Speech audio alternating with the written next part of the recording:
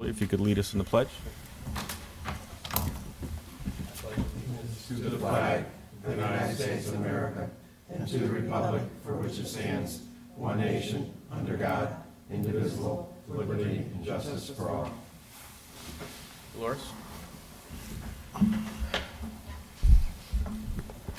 Counselor Hemmond? Here. Counselor Hurley? Here. Counselor Cocken? Here.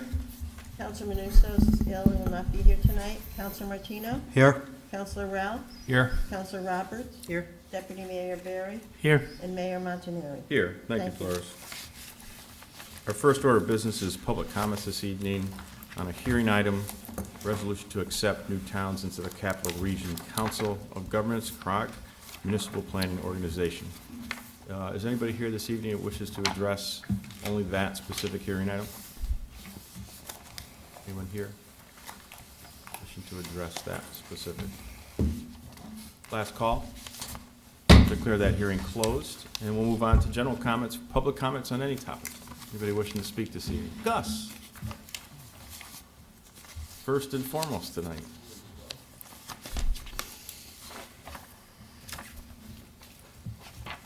Good evening, Gus Colantonio, 16 Morrison Avenue. The first shall be last and the last shall be first, you know? That's okay. Last meeting, I have to appreciate it, the comment or the question raised by Councilor Michael Rell regarding the union contracts, the legalities or the conflict of interest from the unions, I guess, and the money that they contribute to the election. I think that was a good one. I would like to know what happens with that anyway. I also have a question, basically, and I asked before, you know, in these union contracts, who represents the taxpayer? I don't think it's any council people or the town manager. It seems to me that basically, even though the town manager's job, he does not belong to the union, everybody that's under him, that works for him or under him, they belong to the unions, they make X amount of dollars. So the more money the people under him gonna make, eventually the more money he's gonna make, no matter how you look at it. As I mentioned before too, and everybody knows that basically years ago, Franklin D. Roosevelt said that unions in public works, they don't just mix. It's not right, it's not fair. I don't like it. But anyway, we don't really know much about the union contract that was rectified. It was unanimously rectified by the unions. That in itself, I have to question if it's unanimous rectified by the unions. Was it really good for the unions or was it good for the residents of Wethersfield? I doubt it very much. But I have a suggestion, you know, since last 2 weeks ago, I guess, when we had the last meeting right here. Why not appoint probably 5 or 6 business leaders in Wethersfield and let them deal with the unions and see what happens? It seems to me that basically every year these taxes go up. And I'm sure that a lot of people in Wethersfield, the pay rates, the scale, or whatever you want to call it, I don't think it's been going up the same way as the pay in government. Thank you. Thank you. Anyone else wishing to speak this evening? Mr. Young?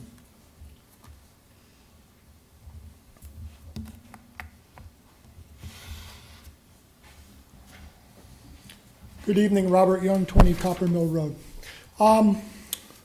That same issue that Gus was talking about, the conflict of interest, that caught my ear last time. I think I even commented on it.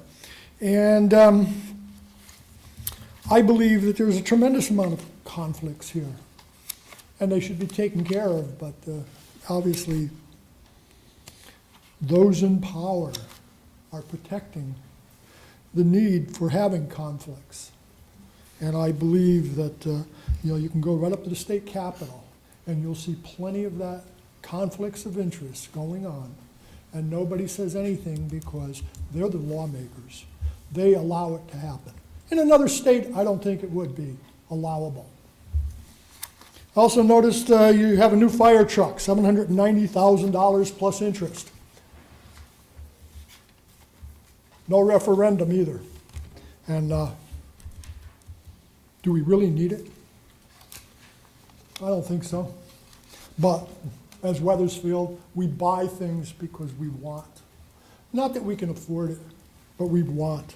Which goes right on to the next conversation about the, you want to spend $500,000 of borrowed money for the Solomon Wells house to fix that up again.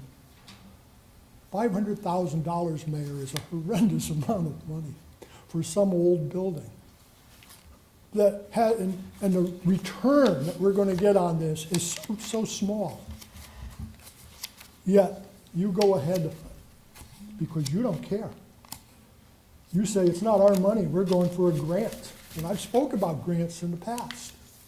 And we could go back and look at all of those grants. And then, as we see this article, it says, will debt go on state's credit card? As I've been saying for so long, the state's been weaseling ways of money to pay for operating costs with borrowed money. Just go read the article, and they talk about the well-kept secrets up in that building, up in the legislative building, and up there with all the other cronies that are up there that don't care. But someday, someone's going to have to pay these bills. I know it won't be me, and it probably won't be you either. It'll be your children and my children and grandchildren that are going to be paying these bills off. But you don't care. It's free money for you right now, and it's easy. And there's plenty of it, of borrowed money around. But that's not the way to run business. And government has to be a business. Money will end up being less and less as we go along. Just watch that whole economy out in the world. Just watch the economy down in Washington, how much you think we're going to be getting coming forward here in the next few years. Hartford Courant had an article no more than a week or two ago, and they mentioned that we're now in a fiscal crisis. After the election, of course, they talk about that. But before that, we were nice and rosy. Now we're in a fiscal crisis, and it's going to go on. We have how many millions of dollars of deficit are we going to have for this year? Of course, with the games they play with bonding and how they squeeze more money out of a bond amount of money and how they funnel it over into operating expenses, which is totally wrong, but it's acceptable by other people that run the state of Connecticut. They agree that that's the way to do it. I don't agree with that. And someday, the piper has to be paid. But who cares in Wethersfield? Who cares in Newington? Who cares in Rocky Hill? Nobody. Maybe a few crazy citizens. But this article was good. It validates what I've been saying all along, how they've been taking money. And the same idea, how we spend our money in this town. For tennis court, rebuild a tennis court when we have windows that are leaking at a school. For years now, 8, 10 years now, they haven't been replaced. Why couldn't you come up with money from savings? We've had plenty of savings along the way. We've had money that rolled in that disappeared. Why didn't we put the money on the side and go buy the windows? Everybody knew those windows had to be replaced. And while those windows are leaking, we're paying the gas bill to heat it. We're paying the electric bill to cool it, and nobody cares. Thank you very much. Thank you, Mr. Young. Amy? Maybe you want to come up.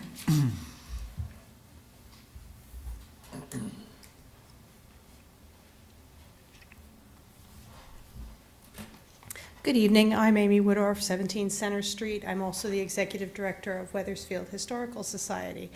And I'm here to talk to you very briefly about some of the things that we have been doing this year. Wethersfield Historical Society was founded as a private nonprofit by local residents in 1932 with the following objectives. the collection and preservation of records and material relating more particularly to the history and citizens of Wethersfield, the recording of historical data in the archives of the Society, the publication and sale of books, documents, and pamphlets relating to the history or the citizens of Wethersfield, the identification, preservation, and marking of buildings and locations of historical interest, to stimulate and promote interest in the history, traditions, and legends of Wethersfield, the proper observance of events connected with the history of Wethersfield. Today, almost 83 years later, Wethersfield Historical Society continues to meet those objectives in our mission to preserve and promote Wethersfield's history and culture to inspire people today and tomorrow. By the end of this calendar year, the Society will have presented almost 70 public programs or special events, many of them offered free of charge. We will have served over 1,800 school children by the end of the year. Over 1,200 of those students are from Wethersfield Public Schools who visit free of charge, thanks to our grant from the Robert Allen Keeney Memorial Fund. To date, we have served over 19,200 physical visitors at our 5 historic sites since January 1st, and another 42,000 people have used the resources on our website. None of these services would be possible without the support of our members, both their financial support and their gifts of their time and their talent. This holiday season, we hope to welcome many more Wethersfield residents to the Keeney Center to view our new exhibit, Castle on the Cove, the Connecticut State Prison in Wethersfield, which was mounted with the assistance of Wethersfield residents who loaned objects for the exhibit and shared their memories, photos, and stories of the prison with the Society's staff. The Keeney Center will be adorned with holiday trees decorated by several Wethersfield elementary schools, the middle school, the Cub Scouts, and the Wethersfield Arts Academy. Admission to the Wethersfield Museum at the Keeney Memorial Cultural Center is free of charge. Our Hurlbut Dunham House at 212 Main Street will be decorated for a little girl's Christmas, recalling the holidays of 1887 when resident Jane Dunham was 5 years old. There will be antique clothing and toys on display, and visitors will be encouraged to try their hand at some 19th century children's games, including jacks and marbles. The house will be open for holidays on Main, and for the next 2 weekends, free of charge, from 1 to 4 p.m., both Saturday and Sunday. We will also be offering our holiday Keeney Kids History program on Monday and Tuesday, December 29th and 30th. Thank you, Mayor Montanari and Councilor Roberts, our Town Council liaison, for all of your support during the year. Wethersfield Historical Society is proud to be partners in preservation and placemaking with the town of Wethersfield, and we look forward to providing many more enjoyable events and learning opportunities for our community in 2015. Thank you very much. Thank you, Amy. Other public comments this evening? Mark?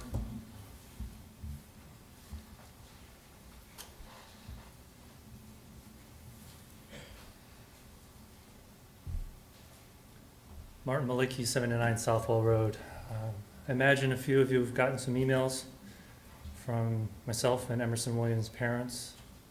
The reason why you're getting them is because you guys are the ones who vote on the budget. Doesn't matter how loud the Board of Ed shouts. If you guys don't vote for the money to replace the floor, it doesn't matter. And this way, by you guys hearing from the Emerson Williams parents, you'll know how important it is to us. And even if it is on the top of the Board of Ed's CIP list, again, you guys have to actually vote for that money to go in there. So I hope that you will continue to hear from Emerson Williams parents and realize how important it is and how way overdue it is. And I hope that you vote to spend the money to replace that floor. Thank you. Thank you, Martin. Any other public comment? Seeing none, well, we move on to council reports. Council reports this evening? Any council reports? Jeff? Yeah.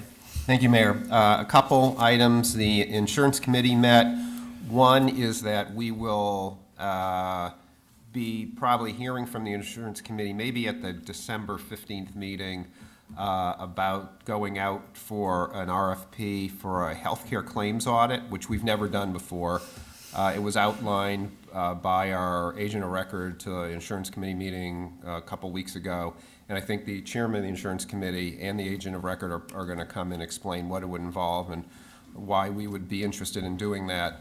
Also in insurance, and this is not the greatest trend for our budget for next year, but unlike past years when we were consistently underrunning our healthcare expense budget, this year of the 4 months through October, 3 months came in above budget, 1 below budget. So if that trend holds, we could be looking at some significant increase, perhaps 10-12% in healthcare expenses for the 15-16 fiscal year. And one of the reasons we've been able to keep the tax rate down recently is because the healthcare experience has been fantastic in town.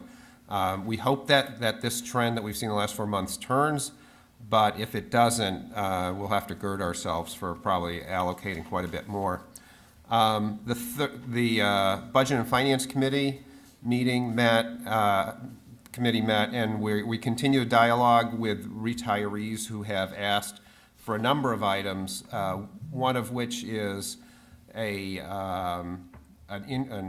sort of a COLA for their pension, even though when they retired, there was, other than for police officers, there was no guarantee for any sort of increase after they retired, and we haven't had an increase in payments, monthly payments to our pensioners since 1998. So they've come in and asked for an increase, also asked for an increase retroactively back 15 or 20 years. The Budget Committee met. I think we indicated that there was any retroactive payments were not going to happen. We could consider an increase as part of the budget review as we in the spring of 15. They also expressed interest in having a member, a retiree, on the pension committee, and the town manager spoke to them about needing to have a formal organization with a formal nominating process before we could even consider that. The other piece, a couple of other items, but one of which we discussed was the bonding. Obviously, interest rates remain quite low, which is to our advantage, and I would just ask the town manager, I think the plan was that we would actually go to market with our bonds on Wednesday this week. Is that still the plan? That's correct, at 11. That's Okay. when the sale closes. Rates were down again today, so let's get to the market. And that's it. Thank you, Mayor. Thank you, Jeff. Jerry? Couple of things. Shared Services is meeting tomorrow night. We've been working on merging specifically the IT departments between the town and the Board of Ed. Excuse me. And last week, the superintendent and Keith Raffanello and the chair of the Board of Ed, Gina D'Angelo, along with myself, Mike O'Neill, and Jeff Bridges, went to Enfield and spent quite a bit of time with the town manager and the Board of Ed staff. They've successfully merged their IT departments. It was a very extensive process, and everyone was very happy with it. So we got some questions answered and some good specifics that we'll be working on, and our aim is to get this done by July 1st. Also, the Youth Advisory Board met on November 5th, and the Youth Advisory Board has some new members on it. It's become a very, very active board. At our last meeting, it was almost standing room only in conference room 1. That's how many people were there. And this year, one of the projects that's being implemented in town for a trial run was the 6th grade called Friday Night Hangout, and it's an event that has been happening at the community center. Students pay a minimal amount, and they can come for 3 hours, watch movies, play games, play in the Keene Center, whatever, just hang out. But it's been very, very successful. And Rachel Sonny's been sponsoring that and working on it from the town. So it's very successful. We've also, they've also been working on composition of the board. It was a huge board, 18 people, trying to get it down to a lower number, which is more manageable, and having people actually show up, and that's been very successful. So they'll be meeting again on the 11th, but both the board, the Youth Advisory Board, and Shared Services are very active. Thank you, Jerry. Any other council reports? Tony? Last week, there was a meeting of the Economic Development Finance Subcommittee meeting. The purpose was to review the comments back from the town attorney on the new facade loan program.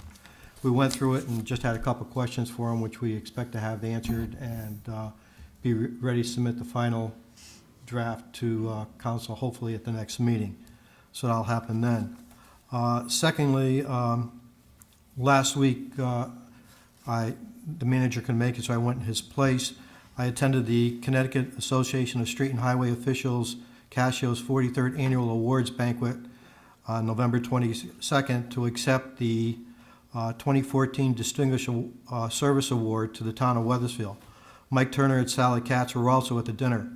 We accepted the award on behalf of the men and women of Wethersfield Public Works Departments and divisions. The town participated in various Casio events and educational sessions over 20 years. We have staff who serve on Casio's board of directors for over 10 years, and we actively support and attend educational and legislative programs supported by Casio alliances with OSHA, UConn, T-Square, and KERMA. The plaque itself reads, "The Connecticut Association of Street and Highway Officials proudly presents the Distinguished Service Award to the town of Wethersfield for its continuous dedication and support to the principles and ideals of Casio." Dated November 22nd, 2014, signed by John Cotwell Jr., the president, and Joseph Sarah, their secretary-treasurer. So, Mr. Mayor and Town Manager, I'd like to present this to you.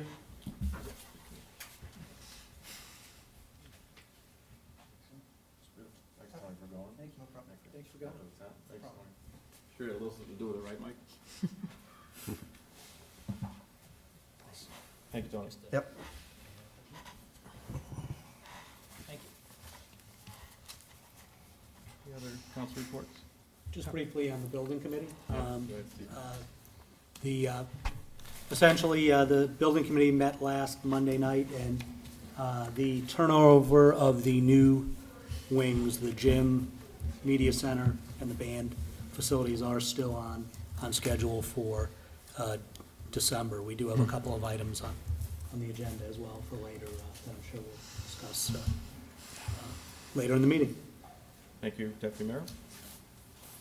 We'll move to council comments. Any council comments? Mike? I always have a few. Go ahead, Mike. I want to congratulate the high school football team. They went undefeated, beating Newington on Friday. It was cold and muddy and sloppy out there, but they did it.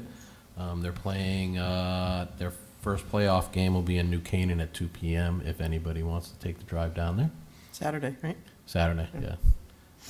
Also want to congratulate the Wethersfield High School girls swim team. They came in second in the state in their goings. And I just wanted to, Martin was here talking about Emerson Williams. He said we got a lot of emails. We all did get a lot of emails. I'm sure we're going to take a look at that. It'd be nice to fit that into the budget. If it is hopefully it is one of the top priorities for the Board of Ed for the capital improvement and put it through the capital improvement process. Thank you. Other council comments? Two quick things. Just to follow up to Mike's point, I did speak with the superintendent this afternoon about the flurry of emails on that matter and asked him to take into consideration, since it primarily would start with the committee at the board level, to make that a priority coming up through CIP, which Tony and Martino and I talked about a little bit this weekend. So I asked him to take a hard look at it, advise him that we were getting quite a bit of response from the public on it. He agreed it was certainly a top concern, and I urged him to look into it as quick as he could so it could come to CIP. So we'll be following that up, and I agree that it's something that, as a council, we will certainly ultimately have the authority to budget, but it'll go through that process, first with the board, then to CIP for approval, which Tony is our liaison on. So I also want to thank the town manager for coordinating the meeting a little over a week ago. Many of you have read about the pending arrival of D&D Market in the former Bliss, which has been vacant about 9 months. Jeff, our town manager, was kind enough to coordinate a meeting at the request of several of us to get all of the moving parts, if you will, to make that process go smooth so that they can get that opened as quickly. The intent of the DiApril family is to have it open prior to Christmas for the holiday season. So we had the health department, building inspector, planning and zoning, economic development, of course, Jeff, and some representation from D&D at one meeting, got all of the paperwork sort of in one sitting process so that it can be fast-tracked, which our intent with that, obviously, and Jeff was very helpful in making that happen, is to convey a message to a potential business, in this case D&D and the D-Aprils, that we want to be as business-friendly in a timely fashion, and that so far has been working out very well. Health department, inspectors were out there, and the D-April family is moving quickly to get that building 100% where it needs to be, if not beyond the requirements. So I appreciate Jeff's effort on that. That's it, I think. Mr. Town Manager, anything? Thank you, and thank you for the comments on D&D. We look forward to getting them open. We're getting phone calls in my office now about when are we going to open, or when are they going to open, so everybody's excited. As Councilmember Kotkin stated, we do have the bond sale Wednesday at 11, so by noon we'll have results. And as soon as we have a result, we'll email that out to everybody. Okay, Wednesday evening, we talk about Emerson Williams floor. The superintendent just emailed me. If you want to come out Wednesday night at 6, they're going to open up that room so you all can take a look.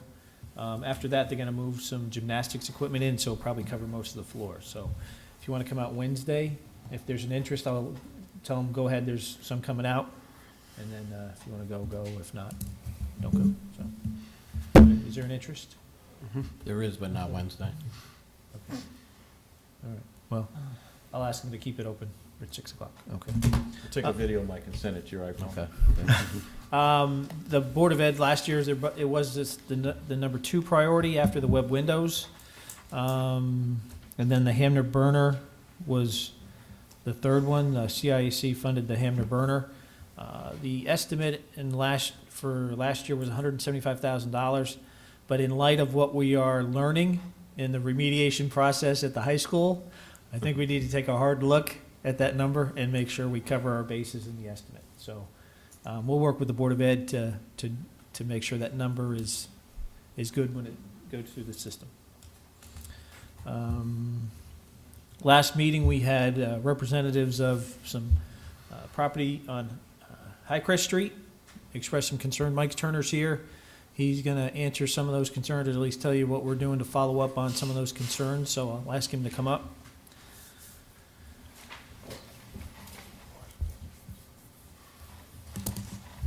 Thank you, Mr. Manager. Based on the concerns that were raised at the meeting last week, we did have an opportunity to finally review the revised plan that the builder had submitted to us. We prepared a list of recommendations and plan revision requirements. There are 9 of them. I've outlined them in this little update memo to you. I've gone out to the site myself several times, including today when I met the builder out there.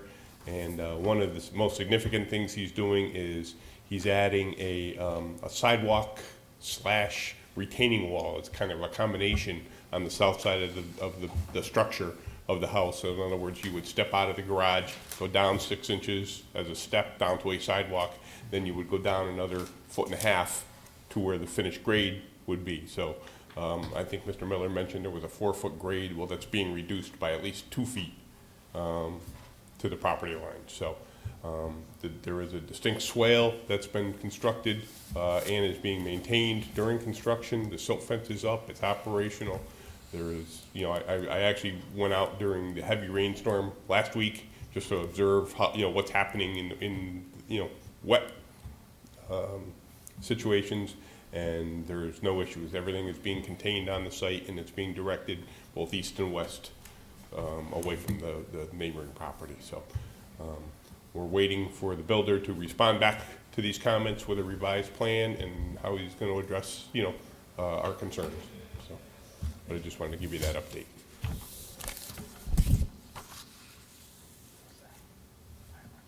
Oh, yeah, okay, thank you. Thank you, Mike. Any questions for Mike while he's up here on that? Thank you for your prompt turnaround on that, Mike. I know that was a concern. That's all I have. Great. Manager just reminding me that this Monday at 6:30 is the volunteer fire dinner which we've all been invited to. Just a reminder about that. Thank you, Jeff.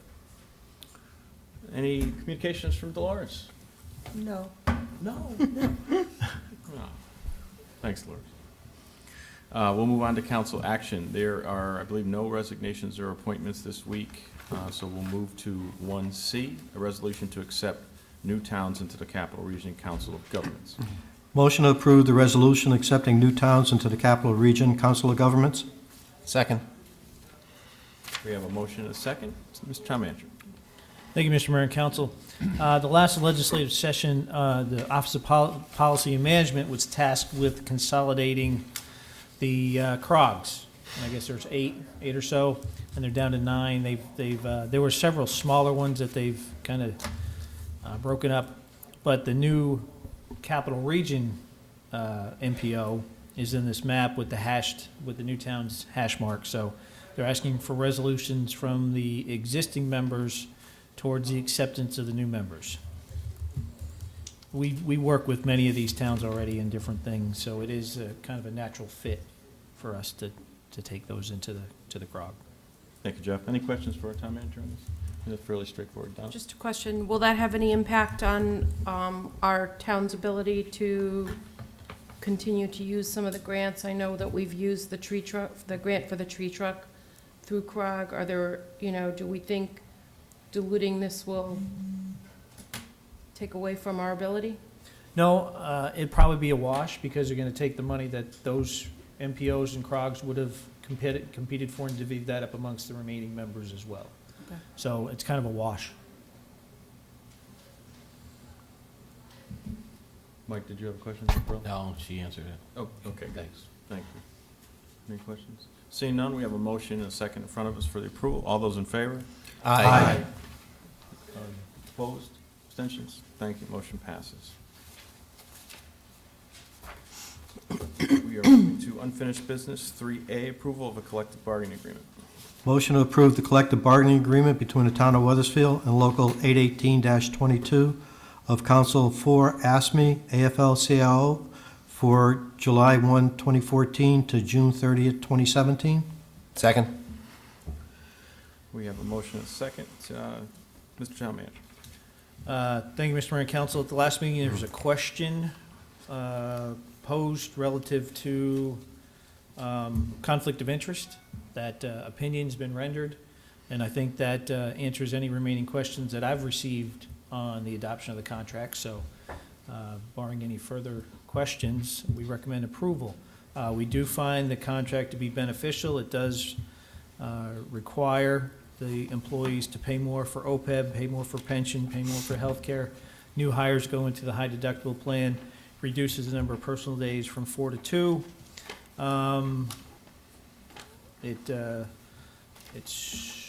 It's very similar to the other contracts in that it's consistent, but also similar in the fact that we are trying to lower our long-term costs. And this, again, takes another step down the road with the adoption of the high deductible plan for new hires, along with the health maintenance program that the Board of Ed is instituting.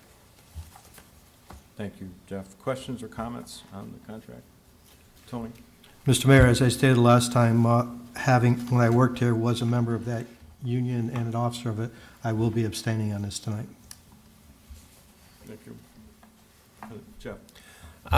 This is directed to the town manager. Jeff, how many different of our unions are represented by AFSCME? 2. 2, okay, so. 3. 3, physical services, yeah. Okay, and could you just sort of remind us what the status of the other 2 contracts are at the current time? Sure. Physical services was approved last year. Very consistent with this contract, same wage scale, same new hires into the high deductible plan, so it's very consistent with this one. And then 1303-408, which is the the professional technical union, along with the dispatchers, we've reached a tentative agreement with them, and you should expect to see that contract at your December 15th meeting. And again, that mirrors this in the same wage scale, same new hires into the high deductible plan, so forth and so on. So all 3 of the contracts are consistent, with each other? Almost identical. Okay, and they all move us down the path of, I guess, sharing more of the healthcare costs with the employee, restricting benefits for new hires and so forth, so. Altering benefits for new hires. Okay, thank you. Thanks for the correction. I appreciate that. Yeah, I mean, we all voted in favor of I believe, the physical services contract was approved unanimously, my recollection, by the council. You know, I hope this one will be approved unanimously by the council. I hope that next one, I don't think we've seen the final details of it. I know we discussed it. We haven't actually seen the final? No, we have a draft out for review based upon the TA to make sure what's in the marked up version is consistent with the TA. So you should receive it by the end of the week for your review. Okay. The 408 contract. So, you know, I think on a bipartisan basis, you know, the council's approved pretty much all the contracts that have been brought before us over the last several years, and these definitely move the town forward in terms of trying to contain some of those healthcare costs that caused you know, so much stress on our budgets 7, 8, 9 years ago. So I'm very hopeful that as a group we're all going to support this, and you know, that some of the, I guess, chafing that we had during the last meeting can be left behind. I wasn't going to comment, but I'll comment. The issue last time wasn't whether it was a good or bad contract. It wasn't about being critical about the hardworking town employees. It was whether or not it was appropriate for public sector unions to fund municipal campaigns. We just wanted to kind of get that out there just to see, so. Any other comments? I would comment on that. I do think it is a good contract. I think everyone agreed it was a good contract last week, and I would hope moving forward that we wouldn't cavalierly throw out charges of conflict of interest when in the end, I think we agree that it really, there was not a conflict. I think the money we spent at the insistence of some of the folks to my left, was not money that needed to be spent. I think if you were looking at what is best for the taxpayers of Wethersfield alone, it was an easy contract to vote on, and I think we should be very careful moving forward on making such charges. I think it is beneath this body. Any other comments? Go ahead, Mike.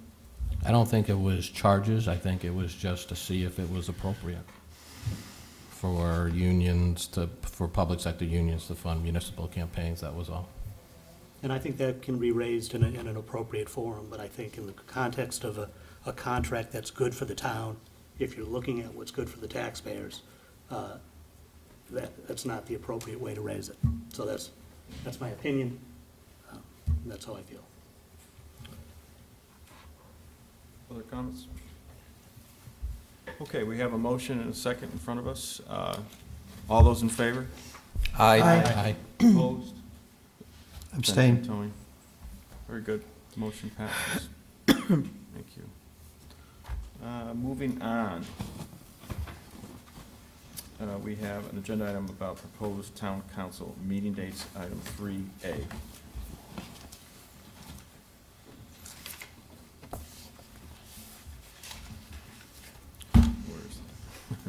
Just for review. No, that's in, yeah, that's one. Okay. And I guess if I might. Yes, go ahead. And Dolores, you can jump in here too. These are the meeting dates based upon the charter or based upon the rules of procedure. The one question is the night before the election in November, if we want to continue that or go ahead and cancel that now or leave it on the list. Dolores, were there others? No, I believe that was the only one. Okay. And we should formally move to approve the dates, regardless of what we do on the November 2nd date, correct? Well, let me get a motion on the approval of the schedule as submitted, and then we can discuss whether we include the second in there. Okay, motion to approve the list of meeting dates for 2015 as submitted? Second? Thank you. We have a motion and a second. Obviously, Dolores has submitted the dates per the charter. Those are pretty straightforward. What are people's preferences with respect to that November 2nd date? Do we want to remove that this evening and modify this schedule, or do we want to wait? Any thoughts, concerns?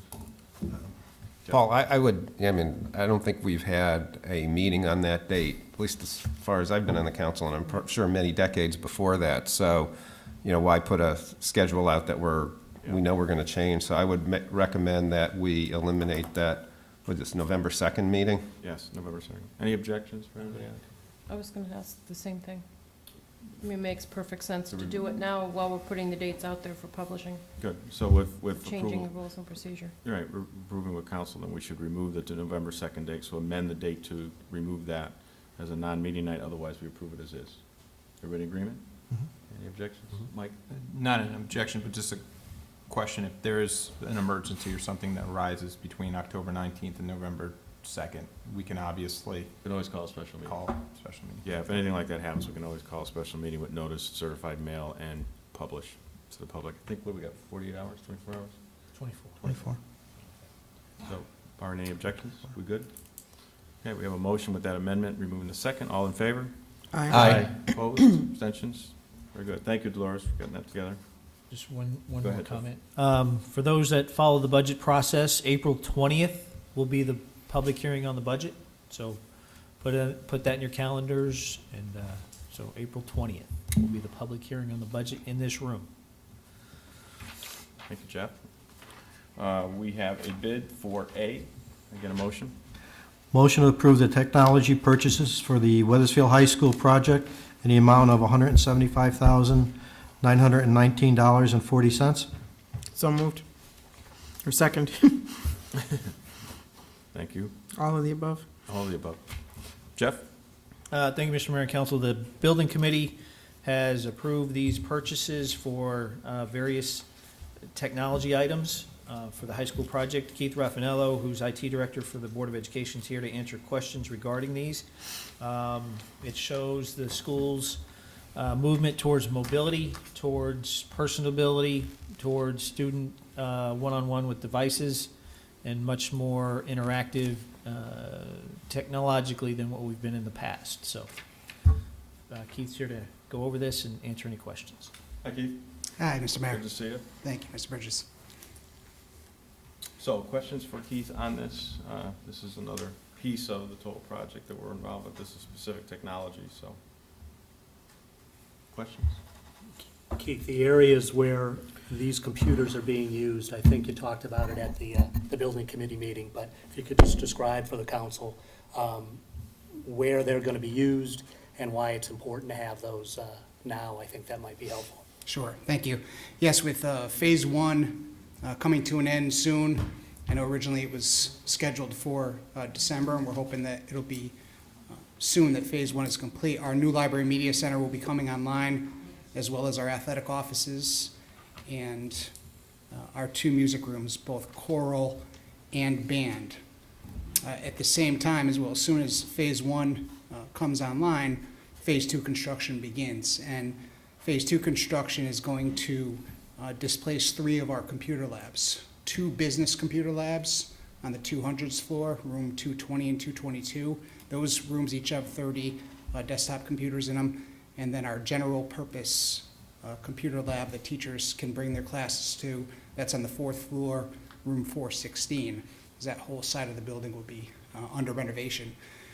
So to solve our Phase 2, losing those 3 labs, and at the same time have the Phase 1 rooms up and running, we're asking for 120 PCs, 30 iMacs, and 120 iPads, which represents about $175,000.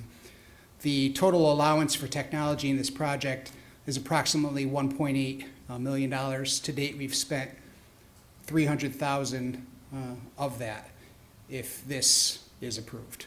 We spent $91,000 on all the switches for the high school and $35,000 for some Chromebooks. So to just break out how each of these, where each of these is going, the 30 iMacs, 20 of those will go to the new band choral MIDI lab. That's something that we don't currently have in the current high school. So this will be a shared lab between band and choral where students can produce music electronically, record their productions, and save those, share those. As most of you know who are music enthusiasts, there's a lot you can do electronically and digitally with music today. So we'll be gaining that lab. 20 of the machines will go into that lab. 10 of the iMacs will go into the new Library Media Center as fixed research stations. Then we have the 120 PCs. 10 of those will go to the athletic offices, 20 to main office and guidance. And then I mentioned those 3 labs we're losing: Business Lab 1, Business Lab 2, and General Purpose Lab 416. We're going to use a laptop cart for Business Lab 1 because that's currently going to be housed in the new Library Media Center. There's actually a classroom area that's going to be an area where students can quietly learn with their classes, but during phase 2, we have to actually house the business program in that lab. It's not wired for desktop, so we'll need a laptop cart to keep that program going. Business Lab 2 will temporarily be housed in the old World Languages Lab. And then the General Purpose Lab, room 416, will also become mobile, a mobile laptop cart in the library that teachers can sign out, as opposed to bringing their class field trip style to room 416. They'll be able to bring the mobile laptops into their classroom, so learning can take place, the integration of technology can take place right in the classroom. And then, much in the same way that we're using the mobile laptops, the 120 iPads, there'll be 4 carts of 30, and teachers will be able to sign those out, take them to their class, and use them for research. And also, most of our learning resources are available online now. All of our best learning resources are interactive. There's assessments built in, and they're available online. But the problem with the current high school is we don't have devices to connect our students to our online resources, and this high school project is going to take care of that need. And then the beauty of it, in my opinion, is that it's state reimbursable. So all of this technology we're purchasing, the state pays for approximately half. I don't know the exact reimbursement formula, but if we were to purchase all of this technology through the operating budget, we wouldn't get a penny from the state. So that's an advantage, of course, of doing it this way. Questions? Jeff? Keith, this may have come up at a Shared Services Committee meeting, but obviously we're selling, long-term debt as part of this project, and the explanation about, as part of the building project, partial reimbursement from the state's a good one. But I think you had noted what the life expectancy of these devices. Could you just sort of restate what you had told us in the committee? Sure. We currently have approximately 1,100 computers in the district that are 11 years old. Of course, we'd like to upgrade them. They won't last forever, and they're already showing signs in some areas of breaking down, and we're finding ourselves spending more time on those older computers than we do, of course, on the new ones. So our iPads, the first iPads we purchased were 4 years ago, and we love them. I know some people mention, well, technology only lasts 5 years. We plan to keep those iPads for a lot longer than just 5 years because, as I mentioned, those iPads are 4 years old and they're working wonderfully for us. They work for the SBAC testing. They work for connecting to typingtraining.com for our young students. And they work to connect our students to the internet and to all of our online learning resources. So we're hoping that we're going to get as many years out of our technology as we do some of our furniture, right? I think some furniture breaks down before technology does, but part of that is purchasing good equipment that is reliable, that we have a track record with, and that comes with a good warranty, and also working hard as a department to maintain it, clean it, update it. So I know the town manager mentioned possibly doing shorter bonds as opposed to longer ones. The interest rate would be higher on shorter bonds, but it may make more sense. My goal as Director of Technology is we just don't want to shortchange the kids that are in the building now. And losing these 3 labs is going to be a hit for us. So this technology will allow us to ensure that they have access to the resources they need to be prepared as productive members of college and society. So again, your view on this equipment that we're approving will last 10 years, 11 years, 12 years? I mean, what's your view on it? Yeah, we want to do our best to have it last as long as possible. If we should somehow get even more than 11 or 12 or 13 years out of it, then we'll be proud of that accomplishment. But as you know, it doesn't last forever. The nice thing about the new technology, though, is it does connect us to the internet. So the days of needing to have machines that can house a lot of software are over, because everything's web-based. So these Chromebooks that aren't very expensive, that don't have a lot of space on them, do everything we need right now, because all of our email is web-based, and the learning resources we have is web-based. So we don't need as much power, and we don't need to update as frequently now that all of our resources are accessible via the internet, and also that the internet speed has improved so drastically. You know, we can all remember days with the dial-up modems and just how long it took things to download, and now we're flying in the schools in terms of download speeds, thanks to the Connecticut Education Network providing the free internet for us, and the Wi-Fi infrastructure that we put in place in all of our buildings over the past 3 years. I can't promise you a certain amount of years, but I promise we'll try to get as many years out of it, out of the technology as we can. Thank you. Mike Curley? Are we still on track? You mentioned the larger amount of technology. Are we still on track to keep within the that overall budget? Yeah, I can give you a quick overview of that. So we have short throw projectors for all the classrooms. The new projection mounts right to the wall, so you don't, like in the case of this projector, you know, where it shoots whatever that is, 15, 20, 25 feet. Now they mount right to the wall and it shoots down. You've seen this projection's much better. The lamps are much better. You could have full sunlight in the room and you'll still see, have an excellent display. There's $227,000 allowance for those projectors to get 70 units, which would house all of our classrooms and a few other spaces, the Library Media Center. We haven't come to the building committee with that yet, because we're trying to get the best price as possible, and also the technology with projection keeps improving, so we wanted to hopefully wait as long as we could and get the best possible projectors. I'll try to go through this quickly. The teacher computers, $130,000. Computers for students, $784,000. The classroom amps and speakers in the ceiling is part of the base bid, so we don't have to use the technology budget for that. We have some wireless access points we're adding. There's a $50,000 allowance for that. I mentioned the music MIDI station. There was a $50,000 allowance for that, for the music MIDI lab. There's a world languages lab, 30 stations. There's a $75,000 allowance for that.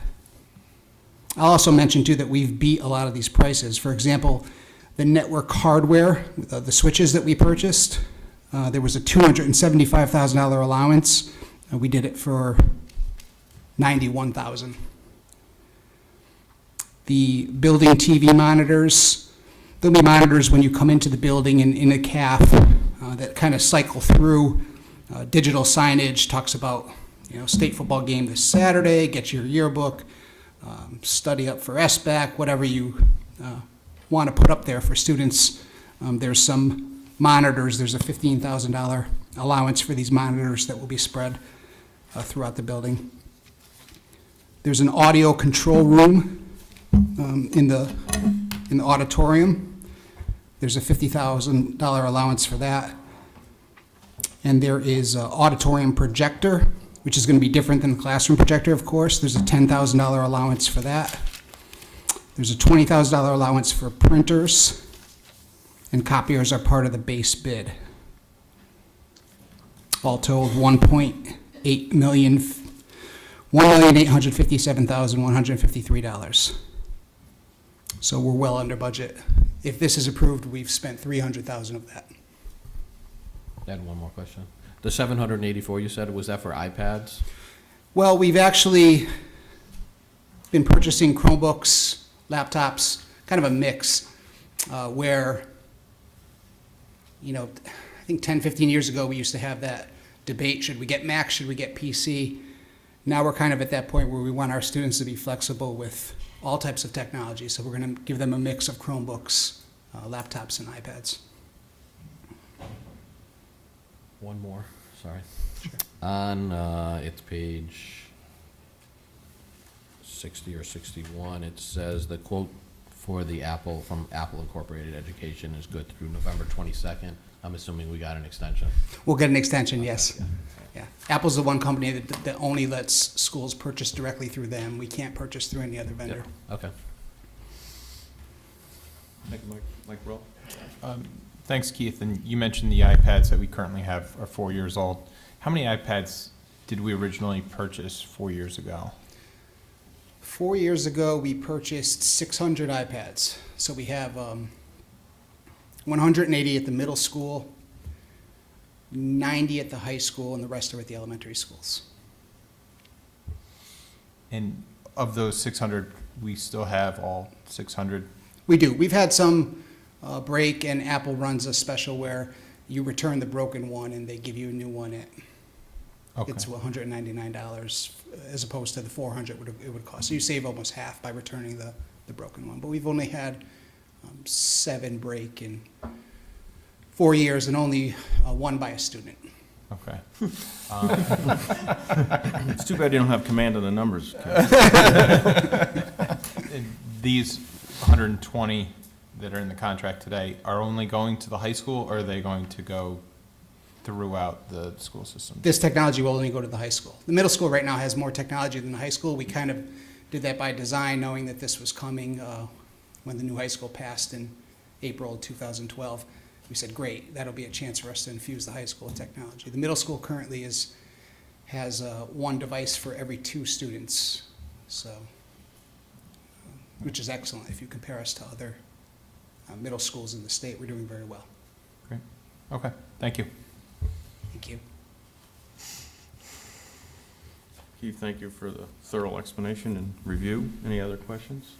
We have a motion and a second in front of us for the approval of this all those in favor? Aye. Opposed? Abstentions? Thank you. Thank you for passing it. Keith, thank you for coming. Thank you. Appreciate it.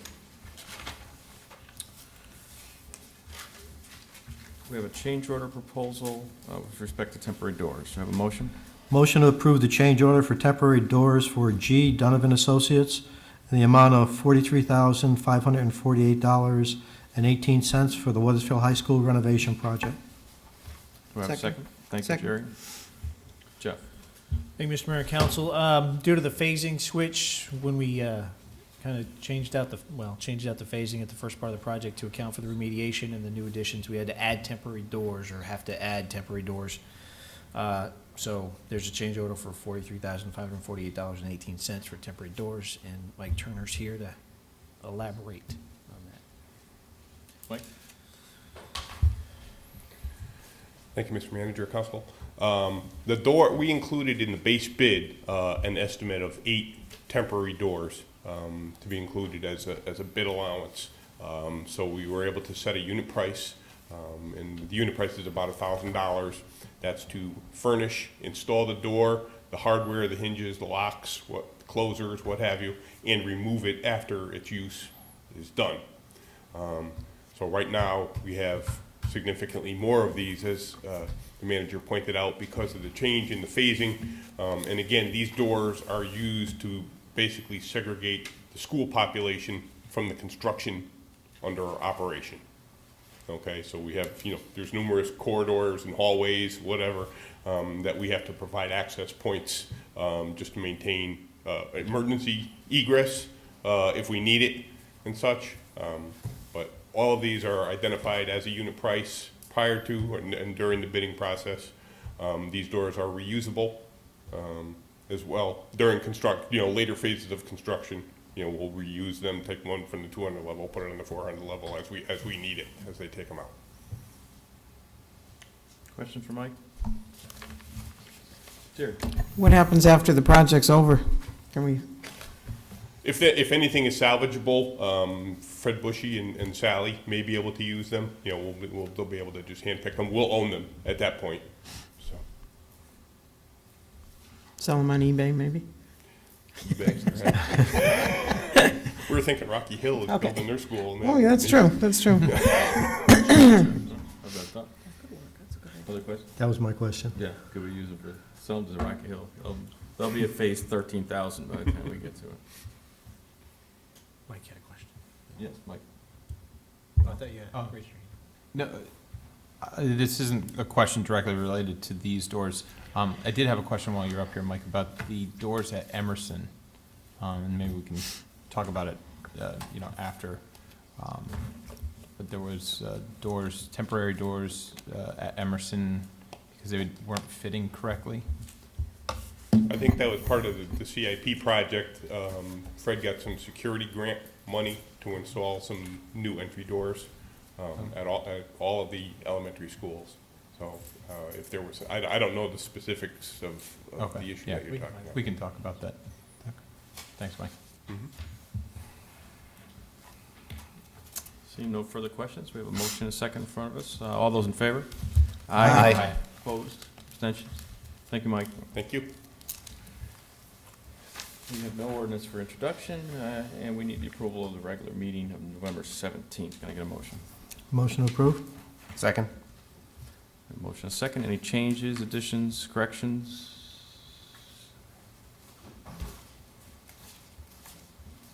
Give you a minute, just in case you can get a chance.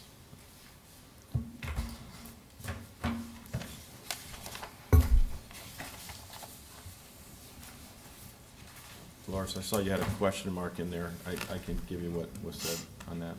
You had Okay. no other changes, corrections? We have a motion and a second in front of us to approve the minutes. All in favor? Aye. Opposed? Abstentions? Abstain. Thank you. Florida woman.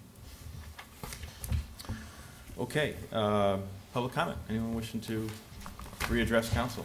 Gus?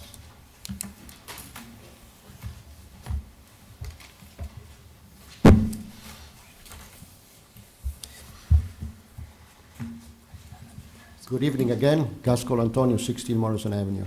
Something came to mind basically regarding the new construction of that house. And on the previous meeting, it was referenced that there were catch basins on the road, that they were never there. They were shown on the plans, but they were never installed. Now, the question that I have, why did that happen? Did some construction went on and they were supposed to build it and they never built, or what? I would be curious to see why they were shown on the construction plans and they are not in the field right now. Put that aside now. Going back to the stop sign, and I will not go away, I would always ask the question now. Orchard and Hillcrest Avenue, as you approach Hillcrest Avenue from Orchard, looking west and east, you can see Silas Dean and Walker Hill. And yet, you have two stop signs. Approaching Morrison Avenue from Orchard, you're looking down Silas Dean and there is a picket fence. The police report says that you can only see 290 feet going uphill. That's why you need a stop sign. Tifton, as you approach Morrison Avenue, as you look west, you can only see 232 feet. The grade is going down, so theoretically it takes longer to stop. There is no stop sign on Morrison Avenue in that area. And I asked the question, why?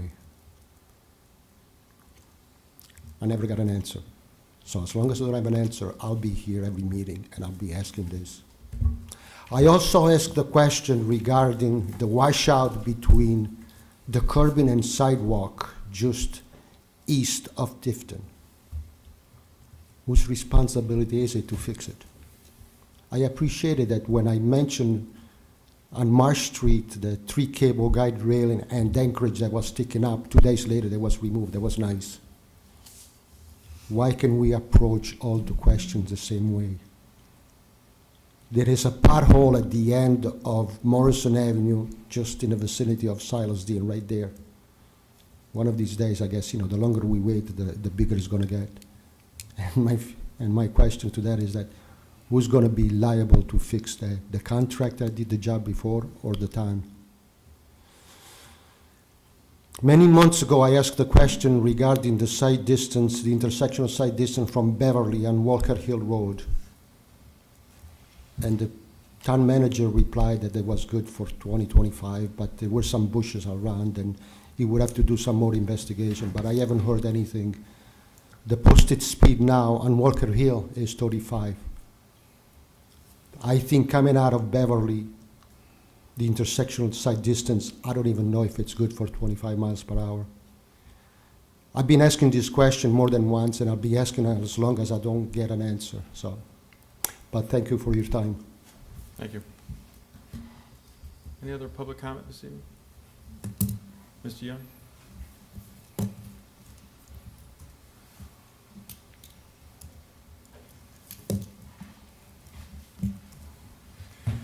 Good evening again, Robert Young, 20 Copper Mill Road. I think a waiver for Morrison Avenue is way overdue, Mayor. And a silly stop sign that would slow traffic up would be ideal.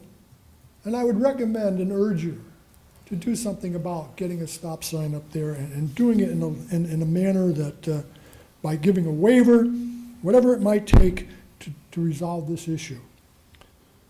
If Gus wants to live in a nice neighborhood, which he does live in a nice neighborhood, but it appears to be dangerous because of the traffic, you folks should be aware of that, and you are aware of it. And if anything should happen, I would be the first one to say, don't protect you by any town rights, but you should be on your own rights. You should be responsible, because you're continuing to ignore. Give him a waiver, Mayor, so he can have a nice neighborhood like you live in, and the traffic is slowed down. Next, I didn't catch the name of that woman that was in here earlier representing the Wethersfield Historic Society, but we give them a lot of opportunity and money. We give them a building for cheap, for $100, $100 a year. We give them several buildings. And they end up using, renting, whatever.